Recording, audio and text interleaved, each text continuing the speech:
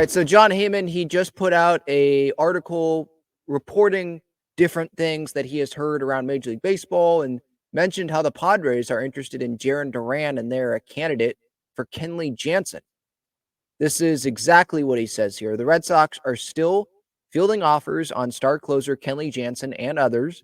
They have a deep stash of outfield prospects, which has teams asking about Jarren Duran, who played, I think, 70 games for the Red Sox this past season in center field.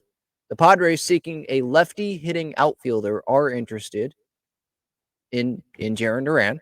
And the Padres and Dodgers are among candidates for Jansen, but San Diego may be more interested in a starter like Hyun-Jin Ryu. Okay, let's tackle the Jarren Duran part first, and then we'll get to Kenley Jansen. So Jarren Duran, is this a fit for the Padres? Yeah. Not every prospect in the Padres farm system is going to end up being a big impact piece at the major league level for the Padres. Now, it depends on what the Red Sox are asking for. Are they asking for Jackson Merrill? Then they're not going to get Jackson Merrill. Are they asking for Jacob Marcy? Are they asking for Nathan Barbarella? Are they asking for Snelling or Lesko in this? Because Jarren Duran has 5 more years of control. So it fits for the Padres. They're in a budget. Left-handed hitting outfielder, can play center. He can play all 3 outfield spots. He was better offensively than Trent Grisham, so it would be an upgrade there, at least if you're judging off of last year. Not a big power guy, especially if you're going to move him to Petco Park, but he hit better for average, had a pretty good OPS. If he's going to be at the bottom of the order, like you're going to take that. Like, this is the production that we wanted out of Trent Grisham in terms of average stuff like that. 121 OPS plus this past season, 2.1 WAR, only 8 home runs, like I said, but 295 average. So he will get on base more than Trent Grisham, let's say. 828 OPS is what Duran had. There's depth with the Red Sox. There's Masataka Yoshida that they still have under contract. Big, not 300 million, but significant contract for Yoshida. And then there's Tyler O'Neill, who they just brought in. There's Bobby Dahlbeck. There's Rob Refsnyder. The Red Sox, they're not a team that's trying to go win this season. They may have a Netflix camera crew around them this year, but they're not going all in and trying to win. So they might be trying to build around Jarren Duran, though. Him, Rafael Devers, some of the top prospects that have yet to make a big impact at the big league level yet, like Marcelo Meyer. There's Tristan Casas. So there's some other young arms as well that they probably want there.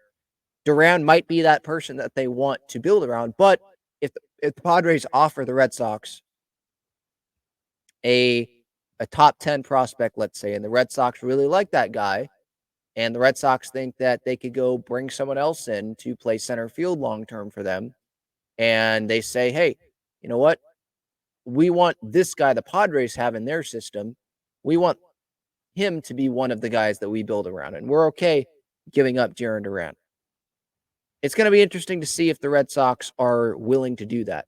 Like Red Sox fans, if you're watching this video, please put in the comments what you think a fair trade would be. Like, what do you think the Red Sox would be asking for from the Padres in a deal? Because admittedly, I don't know a ton about what the Red Sox would want from the Padres. Like, would it be multiple prospects? Who would those prospects be? Which positions?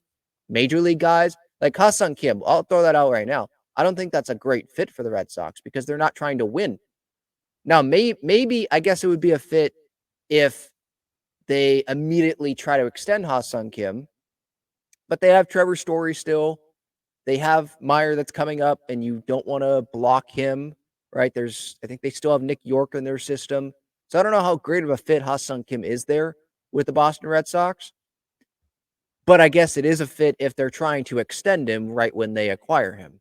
But Dennis Lin wrote the other day in The Athletic, I think it was this morning, about the asking price still being super high, which is as expected. Jarren Duran, though, for the Padres, like, yeah, it makes sense. 5 years of control, I believe, is what they would get. It's still a pre-arb player right now, so you're not paying him very much at all. Left-handed bat, can play all 3 outfield positions, and we know he's played in the big leagues before, and he's been able to perform at the big league level so far.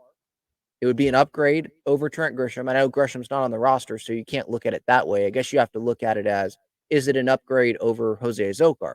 And yeah, the answer is yes to that. And so we'll see. These names are probably going to pop up here because the Padres, do they want to spend, I don't know how much Eddie Rosario would cost, but do they want to spend maybe they have to bring Eddie Rosario in on a 2-year deal. Do they want to do that? Jorge Soler feels like that's out of the price range. Tommy Pham, how much would that cost for 1 year? Or is Tommy going to be looking for a multi-year deal? And do the Padres want to do that? I feel like they still want to try Jacob Marcy. They still want to try Jackson Merrill. I think that they still need to go get a major league veteran guy, because what are the odds that both of those guys, and then you add in Grant Pauly, they're all just going to seamlessly transition to the big leagues? They don't have experience at the AAA level yet, limited experience at AA, really, right? They're just going to transition to the big leagues and perform at the level of someone like Jarren Duran. I'm not so sure about that, right? So that is a risk, but the Padres, they're also in this situation where it's like they really want to try to put these guys at the big league level and, throw them in the deep end because they're not making much money and they believe in the talent, but are they ready? Like, that's the big question. So that's Jarren Duran. And then Kenley Jansen, that part, Jon Heyman saying here that the Padres are among candidates for Kenley Jansen. Okay. I would be shocked if the Padres actually acquired Kenley Jansen. I don't think they are a candidate to acquire Kenley Jansen. Look how much work they have done with this bullpen this offseason. And Kenley Jansen still has, 2 years, 32 mil, I think it is, left on his contract. I think it's $16 million a year left. That's not what the Padres are in the market for.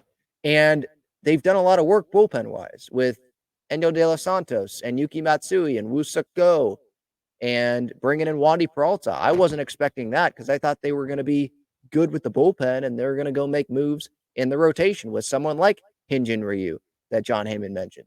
That's more probable than Kenley Jansen. Kenley Jansen, I would be surprised if that's going to be happening. It doesn't make much sense to me. You're on a budget. You've already spent a lot, not a lot, but you've made significant additions to the bullpen. Multiple guys to be in your bullpen. You have Steven Wilson. You have Tom Cosgrove. There's Alec Jacob. There's other names there. Johnny Brito, Randy Vasquez, if they're not going to be in the rotation. There's guys there that can be in the bullpen. They shouldn't be spending $16 million a year on Kenley Jansen. They probably shouldn't be spending $8 million on any other reliever right now. They should be spending their money on starting pitching, on outfield, first base, DH bat. That's what they need to be doing right now. So I was surprised. I don't understand why Jon Heyman is linking the Padres to Kenley Jansen here. The Dodgers, okay. They're familiar with him. They obviously have a ton of money that they can go, take on. Okay. But for the Padres, that just doesn't make a whole lot of sense. There's some other Red Sox names that can make more sense, but Kenley Jansen, that's not one.